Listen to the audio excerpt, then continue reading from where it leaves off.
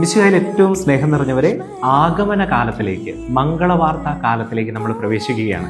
Christmas അടുക്കാൻ ഇനി വെറും 25 ദിവസങ്ങൾ മാത്രമേ ഉള്ളൂ എന്ന് നമുക്ക് എല്ലാവർക്കും അറിയാം.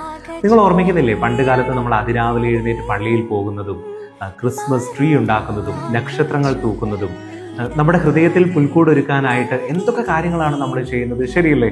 ഉണ്ണീശോയ്ക്ക് മെത്ത, തലയണ, തൂവാല, അങ്ങനെ സുഹൃത ജപങ്ങൾ കൊണ്ട്, പുണ്യപ്രവർത്തികൾ കൊണ്ട് നമ്മൾ എന്തുമാത്രം ഒരുങ്ങിയാണ് ക്രിസ്തുമസിനെ സമീപിക്കുന്നത്. അങ്ങനെ തന്നെ ഒരു പുതിയ ക്രിസ്മസ് കാലത്തിലേക്ക് നമ്മൾ പ്രവേശിക്കുകയാണ്. ഈ ആഗമന കാലത്തിൻ്റെ എല്ലാവിധ മംഗളങ്ങളും ഒത്തിരി സന്തോഷത്തോടെ നിങ്ങൾക്ക് നേരുന്നു. നമുക്ക് ഒരുമിച്ചൊരുങ്ങാം.